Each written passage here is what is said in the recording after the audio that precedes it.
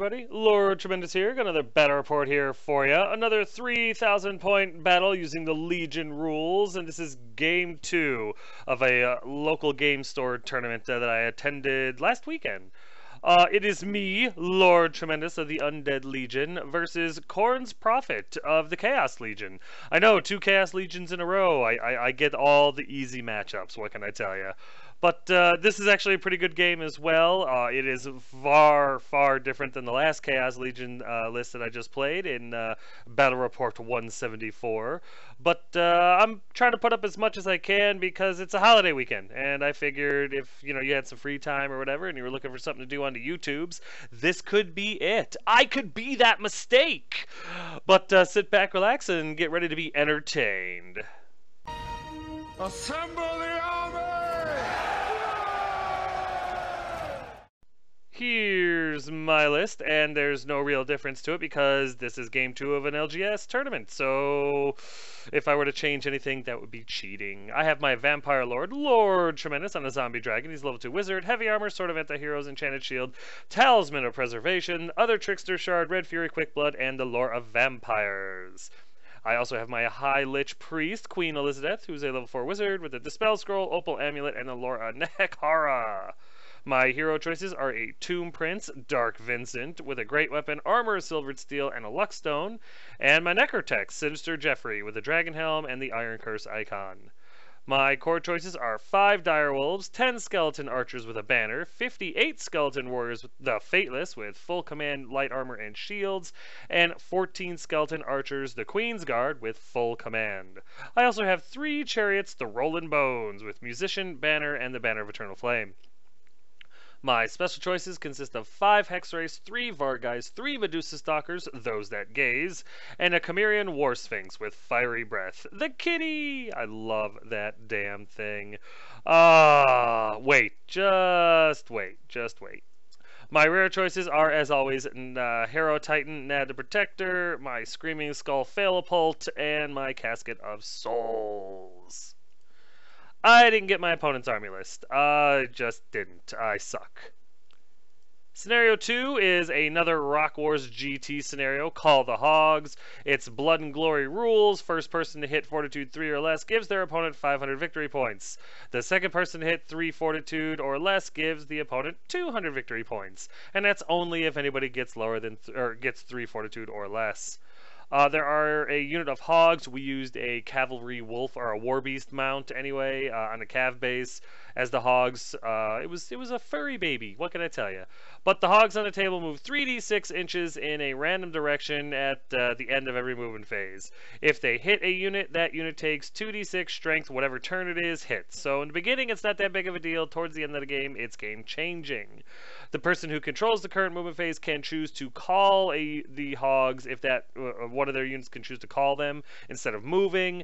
If they do, then the hogs move 5d6 inches straight towards that unit, and if it hits them, it does the damage, and if it hits anything else on the way, it does the damage. So the hogs can really be a pain. Here are my spells. The dice on top there are actually the vampire spells that I got. I don't have the number 1 spell. I don't have Dance in this one. I have Invocation and the number 3 spell, which I can't remember what it is. I think it's something good, I'm sure. I just can't remember what the hell it is. Then, of course, I have my 4 spells from the Lore of Nehekara and the 2 auto spells on my Hero Titan. Here are my opponent's spells, and, well, they're as follows. And here's Deployment. He does have a few things that are proxied in this game. That thing on the hill in the back there is not a Soul Grinder. It is a Hell Cannon. And the Hydra is not a Hydra. It is a Mutalith Vortex Beast. He doesn't own the models yet. We don't really follow WYSIWYG when it comes to a local games tournament. We're just having fun. Yeah, there's money involved. Yeah, there's prizes involved, all that good stuff. But, you know what? We're all friends here at this store. We all enjoy playing the game, and if somebody wants to try out a unit, we allow proxies. It's not a GT, it's not for all the marbles, just some of the marbles. So anyway, this is Deployment, and as you can see, I center up with my General on one flank and my Warkid and my Vargheist on the other. And I'm just, honestly, it's a surround and conquer thing. I want combat. I know he's playing corn stuff. I know he's got some stuff he's not quite used to using, but I figure I'd send my general up the right flank, and anything on his right flank that decided to come play with my general was going to be toast, or at least dealt with after a couple of turns. And on my left flank there, I figured the Vargeist, the War Kitty, and the Chariots could deal with his Blood Crushers, provided that the War Kitty survives long enough because of that damn cannon. I wanted to get the War Kitty and my general as far forward as I could, because if his Hell Cannon's shooting and his actual cannon, the Skull Catapult that he's, or Skull Cannon that he's got, if they start shooting well, all my monsters are dead in a couple of turns anyway, so I might as well get as much use out of them as I possibly can. Other than that, everything just centers up in the middle because it's the most intelligent way I know how to deploy. Here's my opponent's right flank, which consists of his Skull Cannon and his Blood Crushers. And here's my opponent's center. From left to right, the Hydra, like I said before, is a Mutolith Vortex Beast. He's got his Bloodletters in front of me there with a Herald of Corn installed. That is actually a Nurgle Demon Prince in the middle there. Right next to him is a unit of Corn Warriors with Halberds, I think. Yeah, Halberds. And in front of them are a unit of Fleshhounds. And here's his left flank, which consists of his, not a Soul Grinder, but a Hell Cannon, a unit of Seekers of Slaanesh, and a Herald of Tzeentch on a disc. Here's my right flank, which consists of my Dragon Lord and my Hex Race. And here's my center, which consists of my Titan, my Direwolves, my Skeleton Warriors with Necrotech and Tomb Prince installed, my Archers with level 4 Lich Priest installed, my Chariots, my proxied unit of Archers, and my Skull Phalapult. And here's my left flank, which consists of my Vargeist and my War Kitty. Here's top of one after movement, and I kind of went first. No, I do. I go first. And the Hex Race move up as fast as they can. They're within 12 of the general, so they're able to run through the Tzeentch Herald on a disc, which is awesome. There's 5 strength, 5 hits off the bat. My Vampire Lord, he moves up as far as he can and begging something to charge him. My Direwolves move up in such a way that if the Bloodletters get froggy, they hit them, they overrun, they hit the impassable terrain, and then I got a beautiful flank charge into them. My Chariots moved up in the middle because I was using that tower as a blocker. Anything that wants to charge them has to get around the tower, so I figured if it's going to try to do that, I'm probably going to be able to get them. The War Kitty stays on the top there to give the cannon and the both Hell Cannon and Skull Cannon something to shoot at. I would rather the War Kitty get shot off the table than my Vampire General, you know, so that was the plan there. Don't know if I like it all that much, but it's what I did. And of course the Vargeist move up so that they can give a lot of pressure on his, well, my left flank, his right. And believe it or not, my Skeleton Warriors and Archers move up just a little bit. There's a better picture of my Hex Race running through the Tzeentch Herald, and they do 1 wound. I actually did 3, but he saved 2 with his ward save, which was unfortunate for me, but great for my opponent. Can't fault the guy for rolling well. But this thing is half dead now, and that's awesome.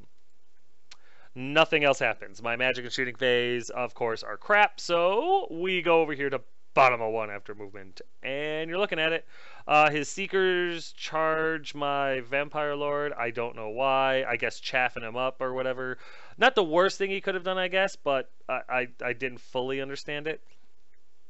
His little disc guy, he fails his March block check, so he moves up just a little bit, like 7 inches away.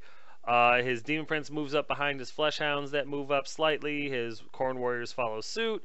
And his Blood Crushers run up to put some pressure on my Chariot / War Kitty. I think he wanted to kill the War Kitty pretty bad there. Other than that, everything else he has pretty much just kind of stands still. There's a better picture of his Seekers slamming into my Dragon Lord. And I don't fully understand it. Like I said, I think he was just trying to gum up my movement is all. During the movement phase, the pigs are moving random movement, and they go through my Vargeist, doing 1 wound to him, which unexpected, but what can you do? And then during his magic phase, he gets transmutation or final transmutation off on my Hex Race and doesn't kill any of them. However, he does force them to take on the stupidity rule for a turn because you don't have to do wounds in order to be stupid, which doesn't fully make sense. But the card doesn't say if any wounds are done; it just says the unit and every other friendly unit within 12 inches of them are stupid this turn. So, not great, not great. But at least I didn't lose any. It was a miscast 5, however, in order to get that spell off.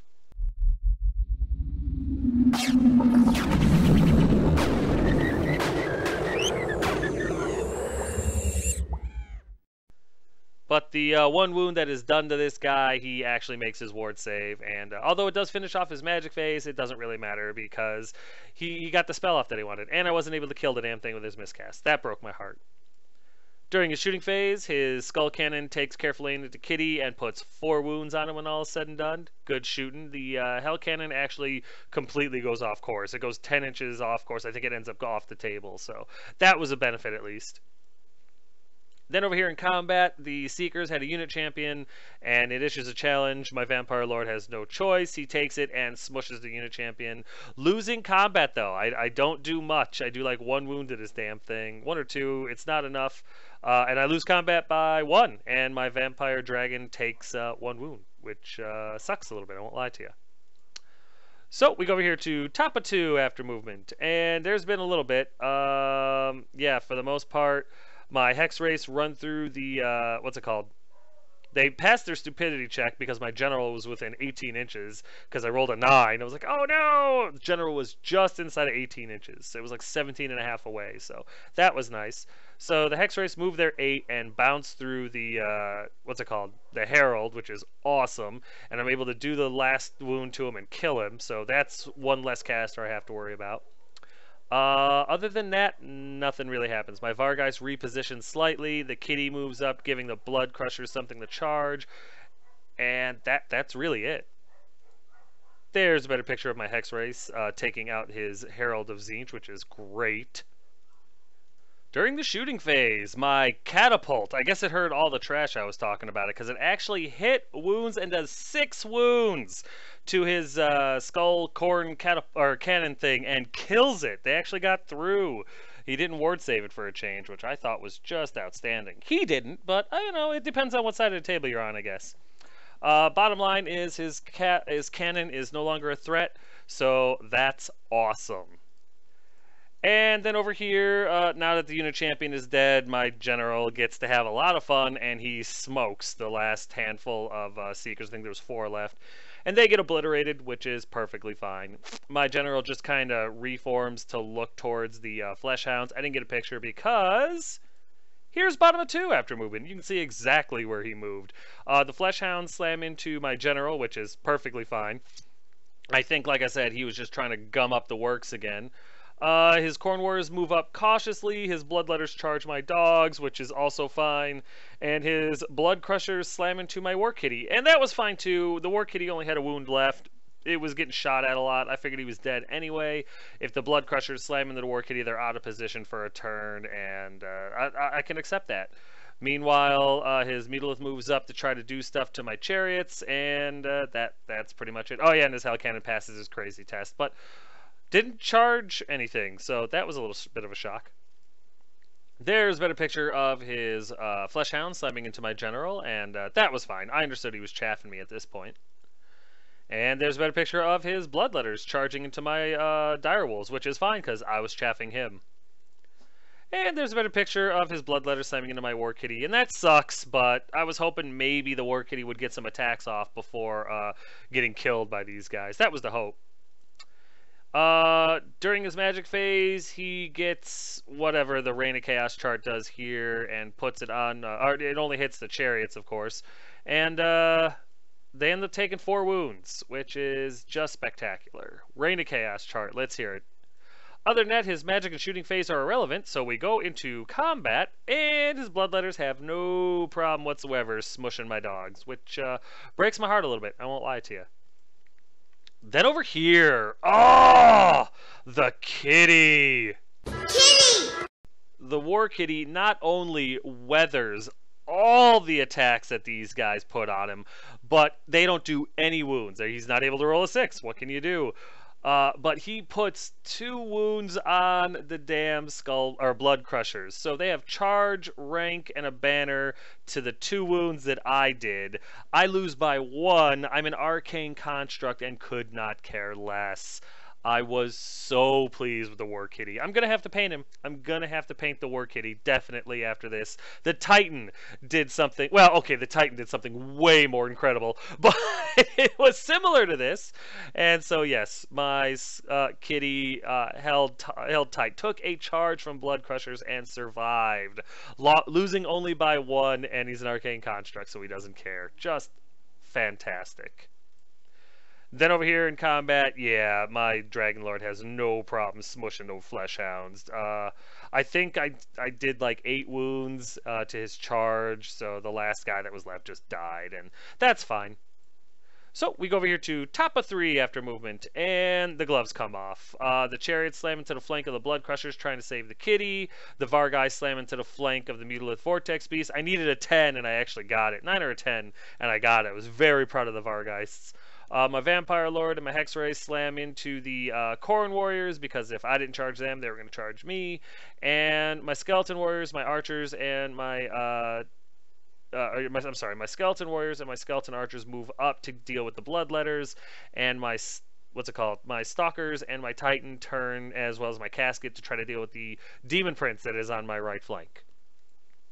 There's a better picture of my Vampire Lord and my Hexray slamming into the Corrin Warriors, and they've got to die. And there's a better picture of the Vargai slamming into the Mutilith Vortex Beak's proxy. Words are hard. And there's a better picture of the Chariots trying to help out the kitty, because the kitty has earned life. During the magic phase, I get the bubble +1 attack, the 24-inch range one from my caster, and it affects pretty much everyone except for the general, the Vargeists, and the the Hex Race. I think it hits the Stalkers. It hits pretty much everybody, and that's great because I'm able to actually heal a wound off the War Kitty, and I replace one of the Chariots, which is even better.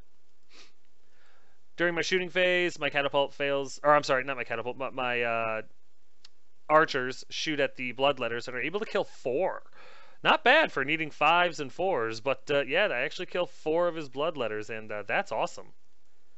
And then my catapult actually hits again, hits his Hell Cannon, and ends up doing 1 wound to the Hell Cannon, and one of his Chaos Dwarves gets killed as well, so I'll be damned. I guess the catapult heard me. I'm still not thrilled with it, though. I mean, it's still only 1 every 6 games that actually hits and does anything of significance. So I'm still not thrilled with the wasted 90 points, but I am thrilled about the fact that it is hitting this game. I like that 1 in 6 game where it's actually doing something. Makes me excited. Then over here, we go into combat, and the Vargais put up a decent fight against the Mutilith. I think they do 2 or 3 wounds to it, but in return, the Mutilith is able to kill one of the Vargais, which breaks my heart a little bit. In the end, though, it doesn't matter because I win the combat, it breaks, and although I do pursue, I go 10 inches. The Mutilith runs 11 and bounces through 2 units and passes his dangerous terrain for going through the Hex Race, but oh man, that Mutilith is running. The Vargais do the Frenzy, pursue and slam into the flank of the Bloodletters, which is fine. That was the plan because I didn't want the Bloodletters to flank charge my Vampire Lord and kill him. So there was that.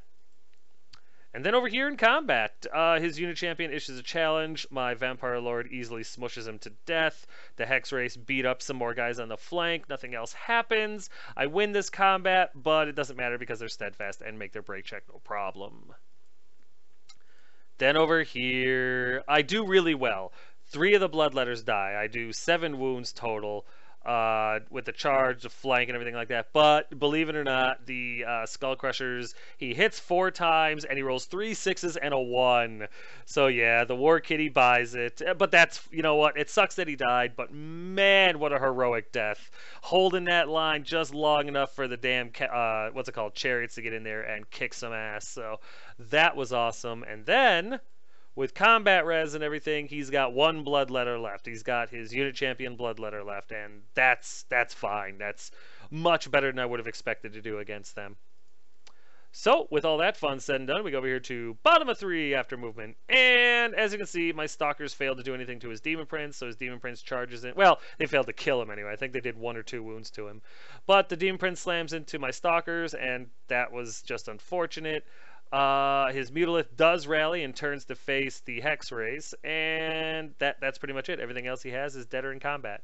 Once again, his Hell Cannon did pass his leadership check, so he kept him there. There's a better picture of his Demon Prince slamming into the Stalkers, and that sucks. I know what you're thinking too. Why did you put your Stalkers in a way that the Demon Prince would charge him? I didn't. They scattered in front of the damn Demon Prince. I wanted them behind the Demon Prince to Care Bear stare at him and then, you know, chase down whatever they could after that. But wasn't meant to be, and I scattered like 6 or 8 inches in front of the Demon Prince. So let him charge him. What could you do? During the magic phase, the Demon Prince gets Blades of Putrefaction off on himself, and that's fine. And then during the shooting phase, his Stone Thrower direct hits over my Skeleton Warriors, hitting like 21, 22 of them, some insane amount. And he kills like 13 Skeleton Warriors. And that sucks too, because I have the Iron Curse icon in there. You know, it's like, damn it. But yeah, he takes out a rather large chunk of them. That's why it takes such a big brick, though. You can lose 13 to 20 of these guys and still be combat effective. Nothing else happens in the shooting phase, so we go over to combat, and his Demon Prince beats the ever-loving crap out of my poor Stalkers. In return, my Stalkers do nothing. But I have 1 Stalker left with 2 wounds on him, so at least he's holding the damn Demon Prince there for another turn. That's kind of nice. Then over here in combat, the Vargheists don't do terrible, actually. They kill a decent amount of these Bloodletters. In return, I do end up losing one, but in the end, I'm there. His Bloodletters do turn to face the Vargheists. I think he wins this combat. He does turn to face my Vargheist, but that's fine too, because now he can't charge into the flank of my Demon Prince, or my Vampire Lord, and his flank is a lot closer to my Skeleton Warriors, which works out great for me. And then over here in combat, this friggin' chariot, oh my god! Not only did he hit and wound like 2 times, but they got through. He takes a wound for his trouble, of course, but with 2 wounds, flank and a banner to 1 wound, I win this combat, and the Crusher is crushed. I mean, who saw that coming? Honestly, I'm strength 3 right now. It's ridiculous. But hey, I'll take dice luck any day, you know? So I just kind of turn around to face where the Bloodletters are, just in case that I feel that the chariot needs to go in there and do something. And then over here, oh, yeah, there's no unit champion to weather any of the attacks or anything like that. So my Vampire, my Dragon, and my Hex Race just mutilate what's left of these Khorne Warriors. I think 1 guy lives, and it's the Banner guy, and he needs snakes. He doesn't roll it. And they break, and they die, and we don't need to pursue because all that was left was the banner, and he's dead. So the Vampire Lord, he turns around to face the Demon Prince because I need to get him in there to save the Stalkers.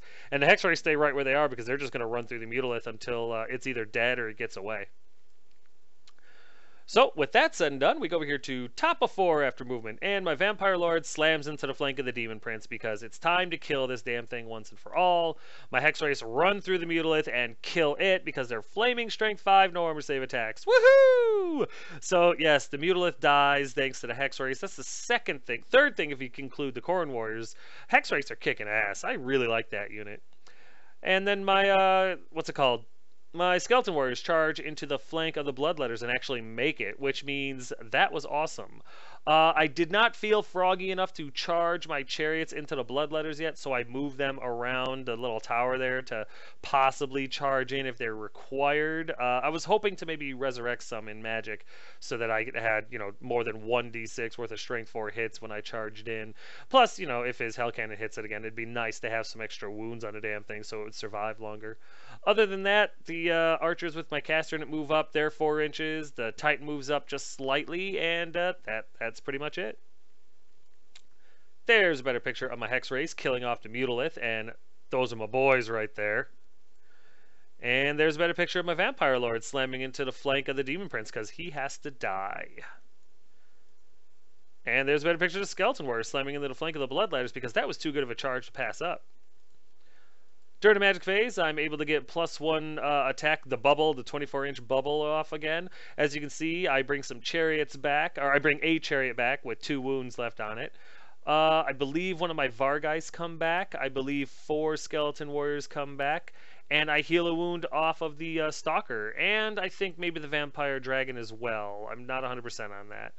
But yeah, pretty much everything is affected by it except for the Hex Race, which is awesome. During the shooting phase, my catapult, of course, direct hits onto the Hell Cannon, but misfires 6 because, well, it gave me 2 good shots this game. I couldn't expect the hat trick. And over here, we go into combat, and I'm able to do... Oh gosh, I think I do 1 wound to his Demon Prince. It's not much. He just makes his ward saves. What can you do? He doesn't do anything back to me, I don't believe. With charge and a flank to his nothing, he loses, but it doesn't really matter. And then over here, my Skeleton Warriors, with the hatred and everything like that, they beat the poop out of these guys. His Herald of Corn is dead, so there goes their hatred. A lot of things happen, and a lot of Bloodletters die. My Vargeist do get killed, and that was just excellent on my opponent's part. What could you do? But a lot of his Bloodletters die. I win this combat by a ton, and as you can see, there's only about 15 of these guys left, so the combat's going in the right direction. Also, I believe he tried to take a leadership check to turn and face me and failed it. I think he rolled like an 11, so they don't turn to face, so I still have that beautiful flank with 2 chariots looking at him. So if I can hold out for another round of combat, I might send the chariots in. I haven't decided yet. So, with all that said and done, we go over here to bottom of 4 after movement. And there's really no movement because all of his stuff is in combat, except for the Hell Cannon, which makes his leadership check and stays right where he's at. During his magic phase, he gets Blades of Putrefaction off on himself again. And I think he was just trying to do it to try to get the lore attribute, +1 toughness, +1 wound. He never did. During the shooting phase, his Hell Cannon takes careful aim at my Titan and deviates over to basically direct hit on my archers, killing 7 of them? 6 or 7 of them? Yeah, 7. And that was a hell of a shot, all things considered. So, damn it. Then we go into combat, and nothing happens. I think I take a wound, and I put another wound on him. With the flank, I win by 1 for what it's worth. Yeah, he's got 3 wounds on his Demon Prince. I've got 1 of my Dragon, right? No, I'm sorry. I've got 1 of my Vampire Lord. Dragon was fine. So, yeah, it's going back and forth. I have a flank, and our wounds cancel each other out, so I win. But once again, he's a Warriors of Chaos Demon Prince, so it doesn't matter. Then over here, oh my, the Skeleton Warriors. They beat these things to death. By the time all is said and done, of course I win this combat, but he's got like 7 Bloodletters left, and that's great. I'm thrilled with that. And the Skeleton Warriors, I don't think I took any wounds. I think I maybe took 1. The Skeleton Warriors are really kicking ass against these Toughness 3 guys. So then we go over here to top of 5 after movement, and there's been really little. My Skeleton Chariots, they charge into the Bloodletters just to finish them off. The Hex Rays stay right where they're at because I don't want to get too close to his Hell Cannon, because if it goes berserk, it could hit me, and that scares the hell out of me. And I think my Titan moves up with the archers just a little bit so that he can try to get his spell off on the Hell Cannon, and that's about it. There's a better picture of my chariots slamming into the Bloodletters because it's time to finish them off. And once again, I get the +1 bubble attack thing off, the 24-inch bubble that brings things back. As you can see, I bring Chariot back, I bring some archers back, I bring some warriors back. I heal the wound on my... Well, no, I shouldn't have done that. It was either the wound was on the dragon or my character still has one. I can't remember which. And yeah, I heal the wound on the Stalker as well, so he's a fully healed Stalker now. Now to bring back his friends. After that, shooting doesn't do anything, so we go into combat, and boom, the Vampire Lord finishes off the Demon Prince. Who said these guys are invincible? They're rock solid, tough to deal with, but they can be killed. Oh yes, they can be killed. As you can see, cool guys never look at the explosion. The Demon Prince self-destructs and explodes. The Stalker and the Vampire Lord are already done with them and turn to face... Well, the Vampire Lord turns to face the Hell Cannon, and the Stalker just kind of turns because, well, he's just happy to still be alive. Then over here in combat, the chariot and the skeleton warriors are able to finish off the rest of the bloodletters. I don't even think any bloodletters are left to attack before my chariots are done with their impact hits. If they did, they might have done a couple of wounds to the skeleton warriors. It really doesn't matter. They're all dead. And at this point, we go to bottom of 5, but it doesn't matter. My opponent has a hell cannon left. We look at the table, and he looks up, and he goes, yeah, you got it. It's over. So with time and everything like that, we were just like, screw it. And there you go, guys. There's the end of the game. So as you can see, I did pretty well. I did pretty well against the forces of chaos, and I feel good about that. I feel good about that. You know, 2 games in a row in a local tournament. I'm doing all right. I'm doing all right. So I feel good about that. But you know what? Let's get to the recap in a second, because right now it's time for a quick timeout.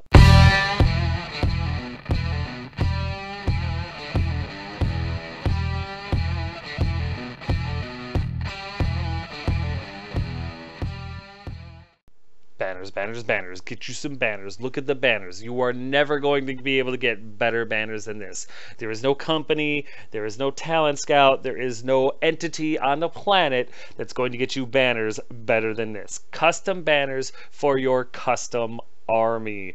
You want better paint scores. You want that little edge that makes your army better than the guy next to you. Sick of running, you know, going to tournaments and getting that paint score that's just a few points lower than the guy that literally sneezes on his army. And you can't figure out why? Get these banners and make your army really pop, really stand out. Send this guy an email, tell him what you want, and get yourself some banners. It's totally worth it.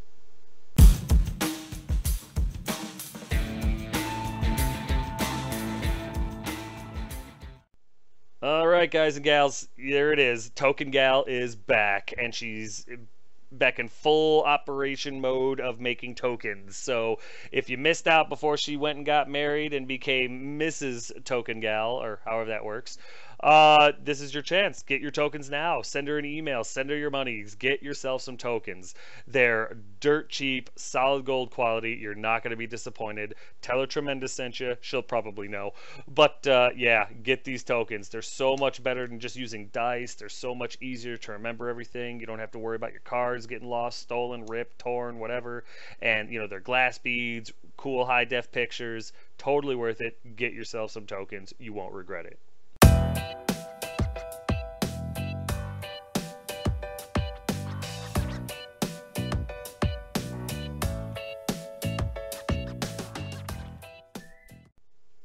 And Unleashed Wargaming's painting services is back, guys. I took it down for a little bit while I redid the ad and added some of his newer pictures, but as you can see, he does amazing work. He's based out of the US. He does solid, you know, quality work to all armies. I mean, you saw the pictures, you've seen the quality, you've seen the vibrant colors and the attention to detail and everything. I mean, that banner is free-handed. I mean, how are you not going to like something like that? So if you're like me, and you hate painting, but you don't have an awesome wife to do all your painting for you, give this guy an email, talk to him about what you need, and he's going to knock it out for you. You're not going to be disappointed. You're not going to be embarrassed when you play your army at, you know, your local store, at GTs, or local GTs at your store, or however the heck you want to play. You'll have a painted army. It's going to be a beautifully painted army to your specifications. How can you go wrong? Send him an email, get your army painted, and quit embarrassing yourself. Tell him Tremendous sent you.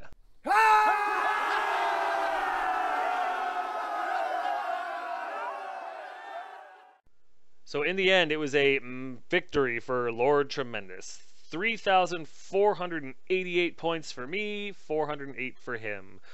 Keep in mind, I also, you know, he had his Hell Cannon left, and I got the 500 for bringing his Fortitude down to 3. My Fortitude never got below 3. So, yeah, I did well. I did well this one. My opponent had some bad luck, but I did well. I ended up losing my Direwolves, my Vargeist, and my War Kitty, but I feel bad about the kitty dying. Kitty! And my opponent ended up losing his Demon Prince, his Herald of Corn, his Herald of Tzeentch, his Bloodletters, his Corn Warriors, his Corn Cannon, his Mutilate Vortex Beast, his Blood Crushers, his Seekers, and his Flesh Hounds. The fact that my catapult actually did something this game, at first I was like, awesome, and then I thought about it, and I was like, you know what, screw you, dude, you're like the most unreliable ally a person could have. I don't like it. one every 5 or 6 games it actually does something significant, I can find a better place to put 90 points. And I've got an idea. I've got something brewing in my little sick, twisted mind right now. I'm not going to say what it is yet because I'm not sure if I'm going to actually do it. But I have an idea, so sit back, relax, and get ready to see what happens in a few battle reports. Not the next one, because that's game 3, and then the one after that is a game I picked up after the tournament. So you won't see any change to the list then, but in about 3 or 4 battle reports, you should see a change or two to this army. My Hex Race are finding a permanent spot in my heart. I'm really enjoying the Hex Race. The fact that most things don't hurt them, the fact that they can run through things and hurt them really, really bad, the fact that they can run into Corn Warriors and help the Vampire Lord take them out quicker than usual. I'm really starting to see just how valuable they are, and a second unit might be in my future. My chariots, once again, they were outstanding. Yeah, gluing them together with kryptonite was really a good choice. Yeah, just really, really happy with how they've been working out lately. The way they, almost saved the kitty and then really took it to the blood crushers and then helped finish off the bloodletters. They're shooting. These chariots are really awesome. Starting to become a real big fan of them as well. My War Kitty taking a charge from the Crushers with only 1 wound left and holding. That was completely unexpected. That was a game changer right there. Because I figured the War Kitty was going to die, and then, his Crushers would probably go after my Catapult, and then the Archers. I was going to have to move my Lich Priest out of the way. That would have been a real pain. But the War Kitty holding on just long enough for my Chariots to get a hold of them and finish them off. That was so huge. That was a game winner right there. That's really what it was. Such an amazing model, too. Oh, I'm painting the War Kitty soon. My Skeleton Warriors are no joke against Toughness 3 infantry. Yeah, I know they were in the flank. I'm aware. But they're really no joke. They were taking out bloodletters like they were, I don't know, Noblars. It was insane. Very proud of the Skeleton Warriors this game. But this was a damn good game. My opponent took it in stride. He wasn't a dick. He wasn't rude or anything like that. He had some bad luck, and I was just able to capitalize on it. But, he's fun to play against. If you ever do get a chance to play against this guy, I highly recommend it. Corn's Prophet. You'll recognize him. But, yeah, damn fun playing against him, and definitely looking forward to the rematch. But yeah, that's 2 victories in a row for this tournament. One was barely a victory, I'll give you that one, but this one was a pretty solid one. So I'm in the middle of the pack right now, towards the top actually, and I'm feeling pretty good about that. And then, yeah, you'll have to stick around and see what happens in Battle Report 176. The Game 3 one. Yeah! I don't know. I hope these guys are. I hope these battle reports are helping during the holidays and stuff like that. All the traveling, and if you're, well, if you're over at that relative's house, it's kind of boring. Hopefully, you brought something where you can watch these. And if not, well, I apologize. It'll be here when you get back. But as always, guys, if you have any questions, comments, concerns, or complaints, feel free to put them in the comment section below, and I will get back to you as quick as I can. But yeah, guys, thanks. That's it, man. Game over, man. It's game over.